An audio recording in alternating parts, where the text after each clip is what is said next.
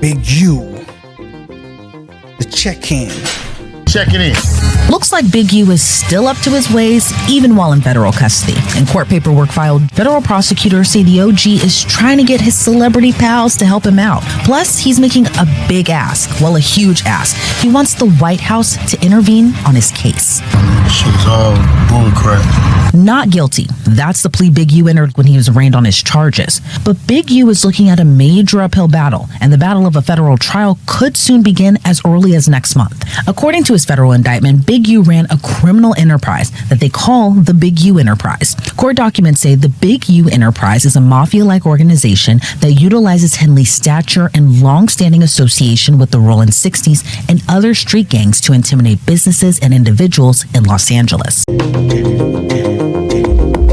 It's JEJE Vibe. It's JEJE Vibe, It's JEJE Vibe.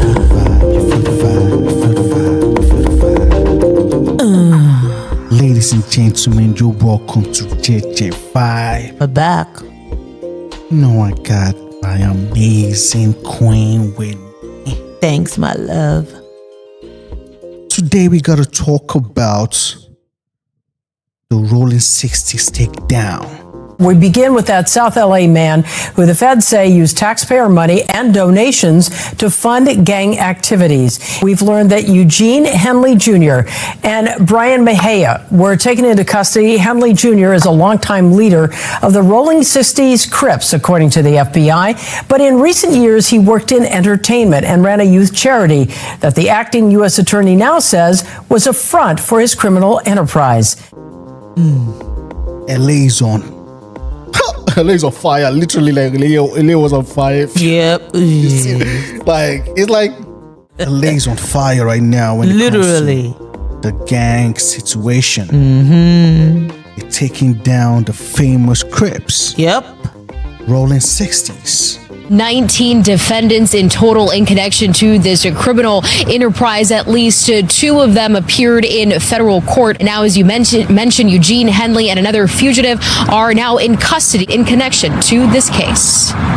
A known community activist and founder of a youth nonprofit in South LA, now facing federal charges.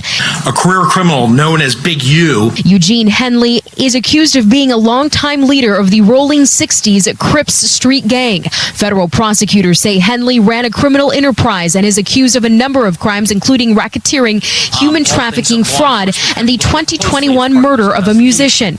He has maintained the image of an entertainment industry entrepreneur running a music label and of somebody who gives back to the community here in Los Angeles. The facts alleged in the complaint paint a very different picture. It is one of a murderer, a thief, a liar.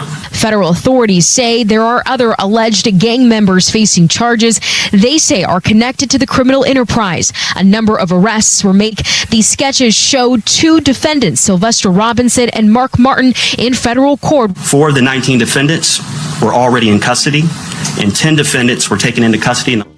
The big boss, Big U, the Checc'n. Checking in. And he also had a podcast called Checc'n In. When you hop off the plane, check in.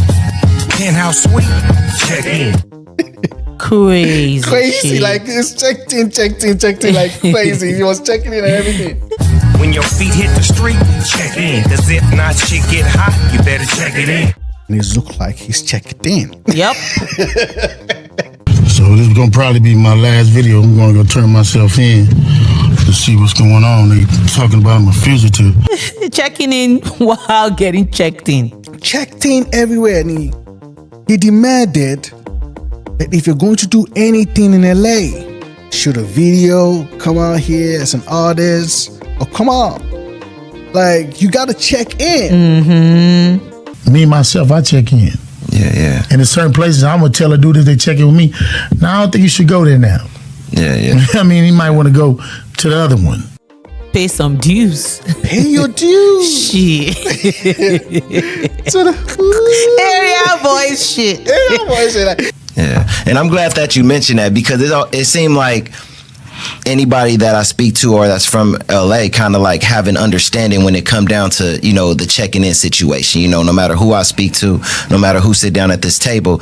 But it seemed like a lot of outsiders have a different understanding of that when it come down to speaking on that. So can you kind of like go into that a little bit more in depth and let people understand what you mean by that when you say checking in? When I say that, I mean exactly what I said. Yeah. There ain't no sugarcoating, there ain't no nothing in.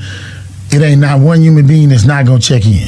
It's a normal thing. Like this is not just an LA thing. No. Like in Lagos, it goes down. It does. In South Africa, it goes down. It goes down everywhere. Everywhere you gotta check in. Yeah. So maybe like people take it.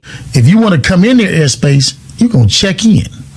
You can choose not to, and it's gonna be a problem.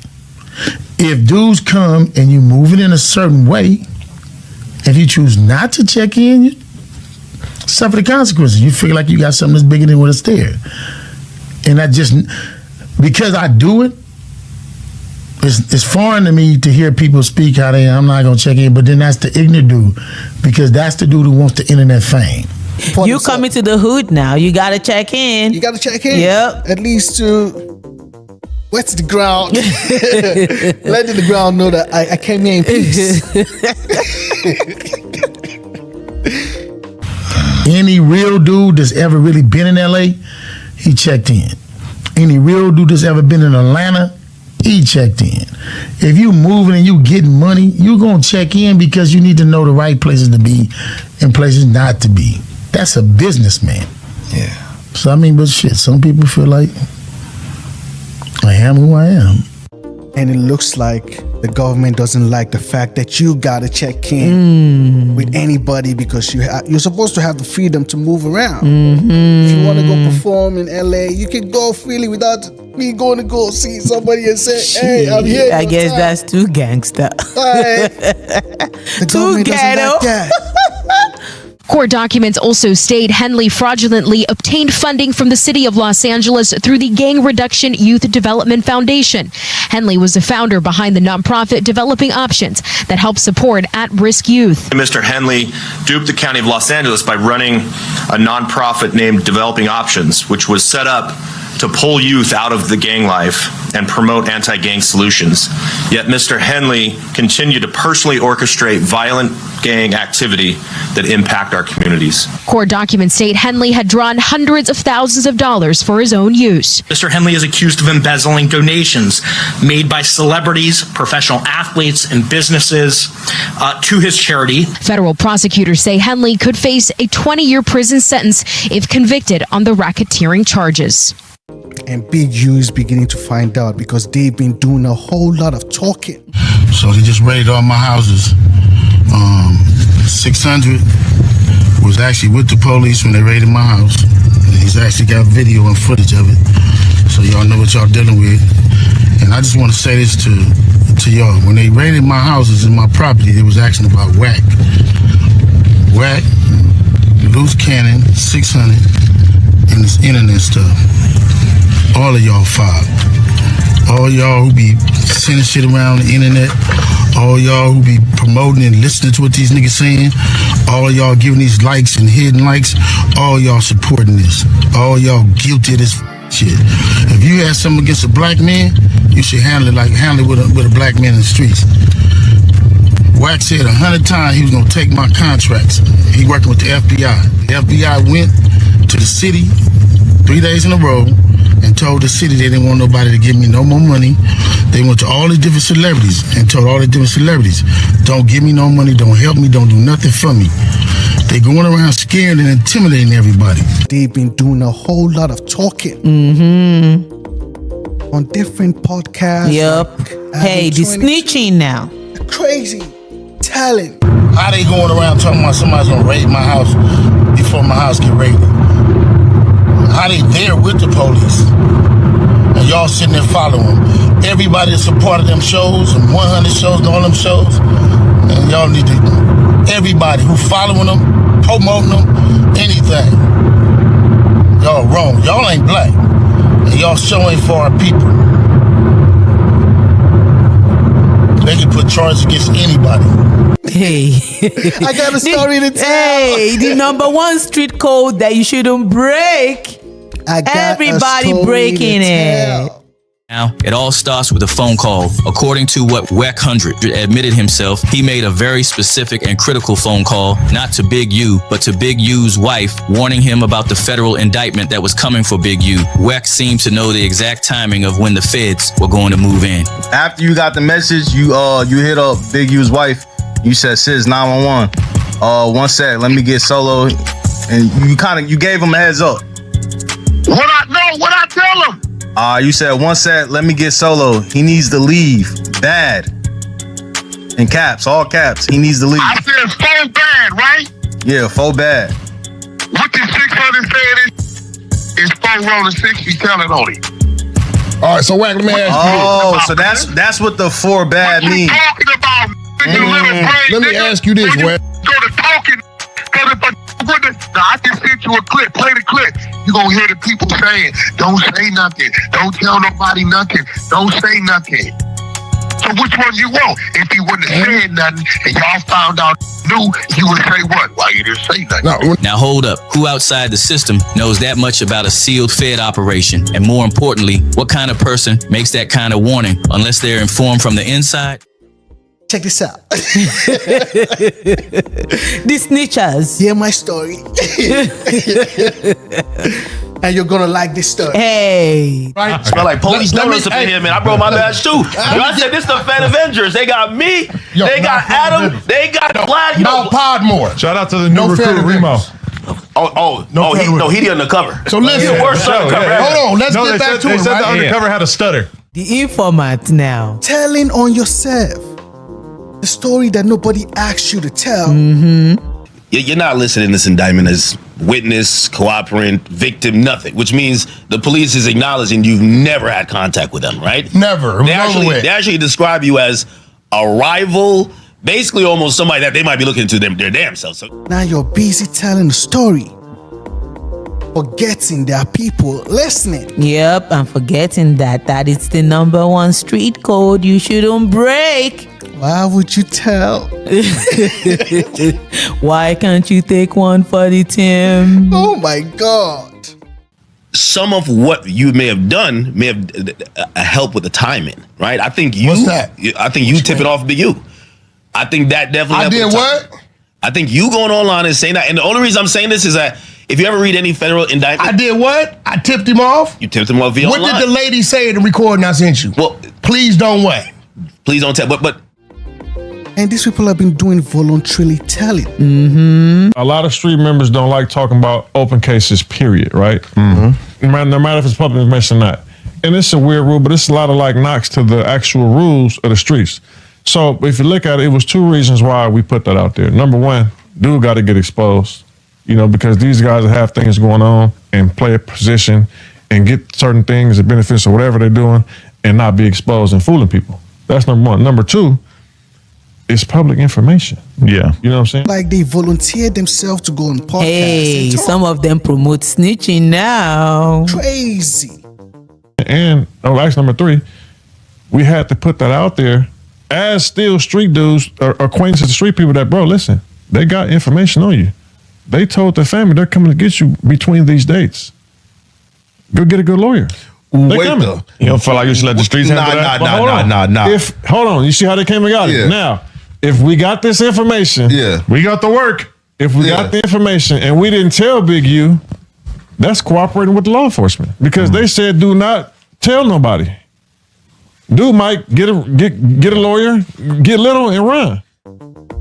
Now there are crazy talks about Nipsey. Mm-hmm. But to be fair, then you started kind of going hard at Nipsey. You said that there's a gay sex tape and shit like that. Yo, Vlad, one thing you better not never do is question what come out of my mouth. I got you. I'm gonna let How many of them you want to see? You want to see the text messages? What you want to see? Okay. I have some stuff, some private stuff from Nipsey as well that I will never release, but it's not no gay shit. I'll just say that. Well, listen, man. At the end, that I will never release. Listen, at the end of the day, and the baby mama you're talking about is also in this. And she knows about this as well, but I would never release it out of respect to Nipsey. Which one you got? We could talk. The one where he behind him and she giving the old boy head. No comment. And he put his hands in her head, pulled him off the dude, tongue kisser, and say neighborhood. You got that one? I don't got it. Vlad, you want it? Look, Vlad, again, if and when you ready. Again, I ain't the one. We can compare notes. We can compare notes after that. But I'll tell you this. I'm not the one to speak on it. I've never seen no gay shit when it comes to Nipsey. Listen, and I will stand on that myself. That's great. That's you. But don't sit in that seat as if you. I'm not saying you're a liar. I'm just saying I've never seen it. It's never come across my desk. I could have made a lot of money off this stuff, and I've been the one refusing to let it come out. I was sent a photo of Nipsey engaged in something which I will never put out. Yeah. Right? And that's his personal business. Yeah. And, based on what Wack is talking, and this is what I mean, like with Wack, a lot of the stuff he says ain't really comes out as true. Yeah. Is what I'm saying. But so what I'm saying is I didn't see the video that Wack is talking about, but I do have a photo that someone sent me, and it's definitely it's Nipsey in the photo, and I'm not going to go into any more details with that. Yeah. If you want, I'll show you the photo afterwards.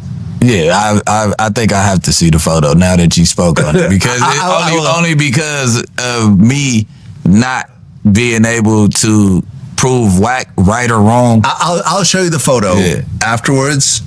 And to Nipsey's family, his friends, his fans, whatever else, just know that I'm never going to put it out. Crazy talks about Nipsey, someone knowing about this. Big U is very good at helping people reach their dreams. After getting out of prison, notorious Rollin' 60s neighborhood Crip, Big U, would learn how to play hardball in the music industry from none other than Suge Knight. The infamous blood who had ruled the West Coast rap game with an iron fist was rumored to have used murder and extortion tactic to get ahead in the music biz. From his violent altercations in the lead up to the death of NWA's Eazy-E to the rumored incident where Vanilla Ice was allegedly dangled off a balcony and forced to sign over his lucrative royalties. Eventually, though, the law and his enemies would catch up with Suge Knight's hardline tactics and crack down on his operation. But by the time Suge Knight's downfall had begun, Big U was already in the game and decided to spread his wings and do his own thing. Apparently, whilst inside prison, Big U, along with his right-hand man, Mark Martin, aka Bear Claw, founded an independent record label, Unique Music, in 1996. Big U would use the label to scout potential up-and-coming musical talent, and his deep street connections would lead him to the paths of some of LA's most legendary rappers. It turned out that Big U's nephew actually knew a young, talented Rollin' 60s rapper who went by the name Nipsey Hussle. Big U would begin to help Nipsey using his many industry contacts, ultimately landing him a major spotlight with a verse on Tupac's 2006 posthumous album, Pac's Life. Nip featured with Young Dre and Tupac himself on the song International, which gave Nipsey's career a massive boost. Nipsey had linked up with DJ Khaled and John Legend for the song Higher and planned to shoot the music video in the 60s. But as the story goes, as soon as Big U heard about it, things took a turn. Allegedly, he sent a gang of Rollin' 60s members to press Nipsey about it, but Nipsey, being who he was, stood his ground. Hussle had DJ Khaled in the hood, and Hussle frontline that, and we felt like certain people didn't like that. Black Sam didn't mention Big U by name, but everyone knew exactly who he was talking about. Big U always had a problem with artists coming into the hood without checking in, and Nipsey wasn't trying to play that game. Oh my God, rest in peace.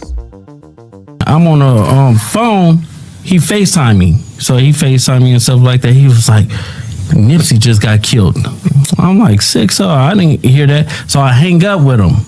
I called Nipsey, and I'm like, Nipsey, what's up? He was like, oh, what's up with it? Nipsey answered. Nipsey answered. He answered the phone, and I was like, I love you, cuz, or whatever like that. Did you tell him the call you just got, or you didn't even mention it? I didn't mention it. And that's what fucked me up, because my cousin is Nipsey baby mama. You get what I'm saying? So it was like, I could have probably stopped it, or it had it. Stop what? Fuck you mean? That fuck you talking about? No, because listen. So after I talked to Nipsey, and I was like, "Yeah, I love you, cuz," or whatever like that. I see you later, or whatever. So I hung up the phone. I thought Big U gave wrong information. 30 minutes later, the homies blowing me up like they just killed Nipsey. Crazy talks about Nipsey, someone knowing about this, and someone telling him like, oh. Crazy. And so I'm like, wait. You get a call from Big U telling you Nipsey just got killed. Yeah. You panic, call Nip. Nip answered the phone. Yep, and you we like were just talking on regular. So it's like at the end of the day, I didn't even think about it because you don't even warn him that you got that call from dude. No, because their relationship was so fucked up. It'd be like they be hot one minute, then they be cold the next minute, and then they be lukewarm. Like you and just 30 never minutes after you get out the phone with Nip, he get killed. Yeah, I got it. So you think he hit you a little too early? Yep, he hit me a little bit too early because the homie Shitty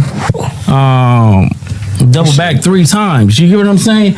And first he shot him, boom, go into the alley, came back and shot him, boom. It wasn't good enough, and then he came back and he shot him again. But now it's like how did he know? Yeah, no, but that's crazy. It's deep. So it's like I don't know who to trust. This is crazy talk. People is assuming that I'm saying Big U has something to do with Nipsey getting killed. That's not what it is. Yeah, I feel like you tried to backpedal a little bit. No, on it's this. not back. Or did we read into it too much when we were having the original conversation? Yeah, y'all read into it too much. I'm saying that he know. Just like if I'm in the hood or whatever like that, and I'll be like, I'll call my big homie and be like, man, I'm about to go kill this nigga, you know, or whatever like that. He got the heads up, he know. You get what I'm saying? And I go do my thing. That's just how the street shit works. It's nothing different. But me, when I'm saying with Big U, like that's supposed to be your little brother, right? That's supposed to be your man. Why you didn't warn him? That's all I'm saying. Big U has checked in. Eugene Big U Henley turned himself in. He and more than a dozen others are facing charges. Eugene Henley, or Big U, is known as an anti-gang activist, but authorities say he is everything but that, using his prominent role in the South LA Crips gang to run a criminal enterprise. He was declared a fugitive. Henley did turn himself in, but first he recorded this video. It's gonna probably be my last video. I'm gonna go turn myself in to see what's going on. Eugene Henley, also known as Big U, posted this video to Instagram declaring his innocence. Big U drove, or he was in a van with his family. This is my last video before I turn myself in. I'm with my family. Talk to my sons, I talk to everybody, man. I'm just saying, going to deal with this fight, see what it is. I just want y'all to know, all this stuff is quagmire. This shit is all bullcrap. I just need y'all prayers. I need y'all to, I don't even know what to say. And he made a couple of videos before he checked in. Telling, it's just people are, Checking in while getting checked in. But y'all sitting it around getting people in trouble. Like y'all don't understand what the FBI do to black men who try to help their community. I ain't been nothing but a help to our community. But I guess it is what it is. This the price of being black and trying to help somebody, trying to help your community and do what you can. You just guilty because somebody else don't like you and then go on the internet and do what the they want to, and y'all gonna promote it. It's crazy. But I'm going to go turn myself in though, because I ain't did nothing. He was saying a whole lot. A lot. Forgetting that they're still like you're checking in and you're still telling. This fact is, man, they done went to my house, kicked my houses in, bust my doors down, bust my windows. They calling my son at his football practice, threatening him. You know what I mean? These dudes tagging him. What kind of shit is this? But y'all gonna be rolling with these dudes. And I got this last thing to say. Wax said he was gonna destroy developing option, right? So who gonna replace developing option? Which one of you in the 60s gonna call yourself coming in? Because whoever try to come in, y'all the ones that's working with Wack. Believe that. So remove me to get me out the way for somebody else to come in who gonna cooperate. That's what the play is. That's what the whole play is. I'm out. I'm gonna send y'all videos to put up all of it until they lock me up. You're on your way to Checc'n, and you're telling on your way Checc'n that I'm about to go Checc'n, but I gotta let you guys know one thing or two things. Everybody was doing the COVID. It's not just me and you. It's not just me and this one. Everybody was doing it. Crazy.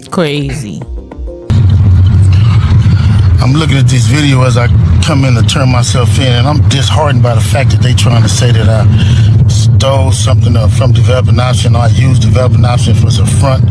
Developing Option paid my bills. They paid my house note. They paid the bills for my family, the money I made as an employee for Developing Option. I never mixed that with nothing. I didn't manipulate nobody. I didn't steal nothing. We did PPP loans. We did 2 loans. And that's it, just like everybody else did. I didn't use no fraud. I didn't get none of fake names. And one of them we was paying back and one they forgave. You know what I mean? And the other one we attempted for and they didn't give us nothing for it. I filed my taxes and then coming around talking about I was using Developing Option as a cover. Cover for what? None of that's going to be true. None of that's going to be true. The government putting this big ass picture and they want to arrest 21 dudes. Some dudes I don't even talk to. I don't even know nothing about. So how the hell you going to lump me in with all them? But it's all the big picture though. It's all the big picture. Now I'm gonna be sitting in here. It's gonna be years on my life. Big U has finally checked in. And the telling doesn't stop. Because you have other people too that was picked up. And some of them are still calling from the inside about what's going on in the inside. Yep. These people are still telling on podcasts. Luz, what's cracking, bro? Luz Cannon. What's your media strategy in terms of talking on podcasts, doing live streams, etc., while you're in federal custody? No, it's not that. It's just I'm doing the same thing that I was doing outside. You know what I'm saying? Nothing changed. At the end of the day, it's like I have no parts of what happened, what's going on, or anything like that. But I ain't gonna say anything. A lot of people rolled over and turned on the nigga, and it is what it is. Who turned on you already? No, I'm talking about on Big Useless. Oh, people are already telling on him. Yeah. So it's like I'm just sitting in here right now, just going through the process. Damn.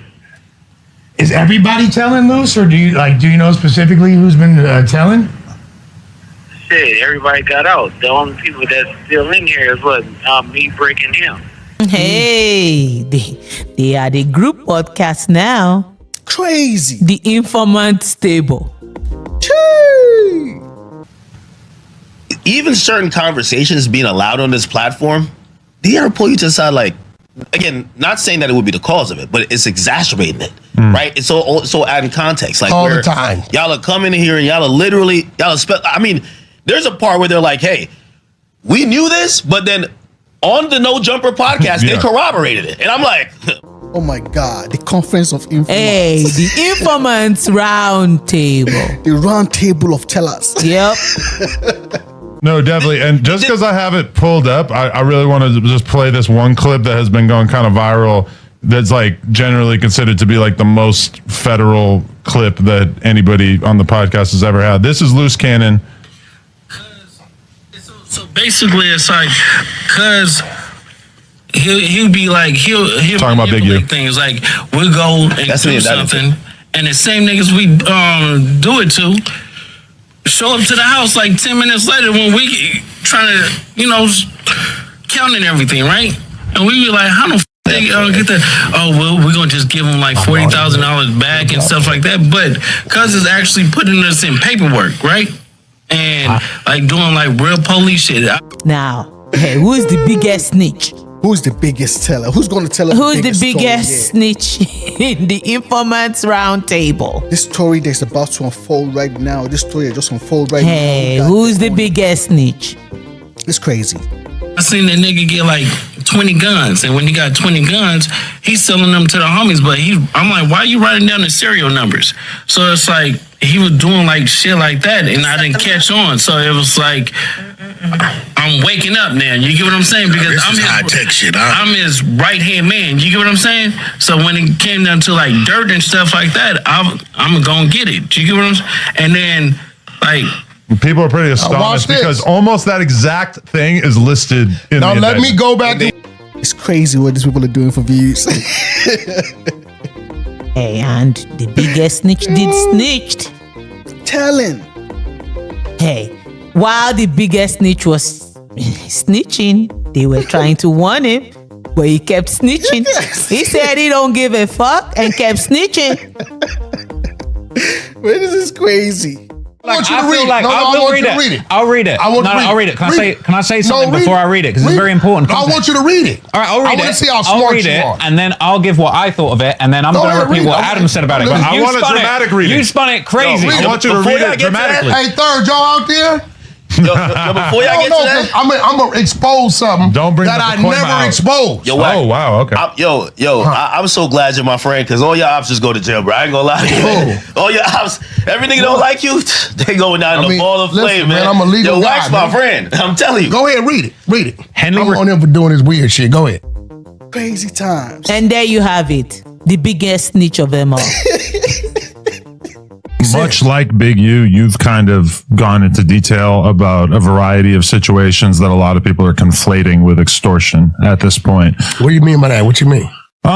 It's been supposed, and we don't have to get into the details of every single one of these situations, but it's been, you basically said in the past that Oscar De La Hoya was paying to not have his nude photos or zesty photos released. Stop right there. It's been said that that you were talking to Nipsey's family about the gay tapes of him not coming out. I don't know if there's money involved in that.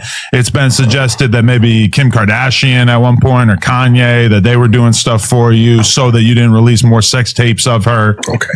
Now, let's start with the first one. And when academics kind of tried to bring up some of this stuff on the podcast, you got very irate and you were really kind of screaming at it. Because y'all dumb.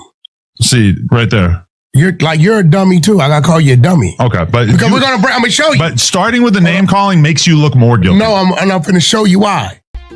This is crazy times, guys. Now, this isn't Wack's first time being painted as a federal informant. Let's go back to 2006. Wack and his brother got pulled over in Texas with loaded weapons in the car. Both were convicted felons. It should have been an easy federal conviction. But here's the twist. 5 years later, in 2011, the case just vanished. Not because of bad evidence. Not because of a technicality. The motion to suppress was denied. The charges were dropped in the interest of justice. A phrase that, in courtroom language, usually signals one thing: cooperation. After that, Wack's career skyrocketed. Suddenly, he was everywhere, managing big artists, leaking insider info, and sounding like he had ears in every major room. Meanwhile, people around him started catching charges. And then it got even weirder. Sources say he was caught on a federal wiretap talking to a guy named Stutterbox, linked to the Main Street Mafia Crips. According to the paperwork, Wack wasn't just chatting. He was allegedly helping the feds connect the dots. Crazy times where people are just telling themselves, you know, it's JEJE Vibe. What do you guys think? The takedown of the rolling 60s. Big U. Checc'n. Gotta check in now. He's checked in. Federal authorities say the music executive used his connections to the South Los Angeles Rolling 60s Crips gang to run a mafia-like organization, all while pretending to be a successful and charitable entrepreneur. He has maintained the image of an entertainment industry entrepreneur running a music label and of somebody who gives back to the community here in Los Angeles, funding a South LA-based charity, developing options. But the complaint unsealed today paints a very different picture, alleging Henley's Big U enterprise engaged in illegal activities, including extortion, robbery, murder, human trafficking, wire fraud, bank fraud, and other financial crimes.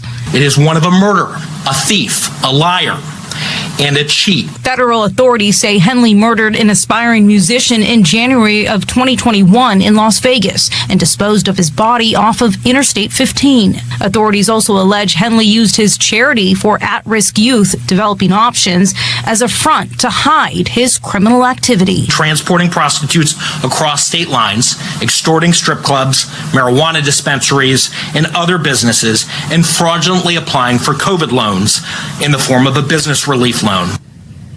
Henley is also accused of embezzling donations made to his charity by celebrities, professional athletes, and businesses. In total, 19 people were arrested in connection to these crimes. Henley was charged with conspiracy to violate the Racketeer Influenced and Corrupt Organization Act and faces a number of other charges. If convicted, he could face life in prison. What do you guys think? Is Big U going to beat this? Well, yeah, channel. Don't forget to hit the like and subscribe. Hey, if he beats it, shit, he's coming for the snitches. Shit. JEJE Vibe. 55. Oh, JEJE. Oh, it's JEJE Vibe. It's JEJE Vibe.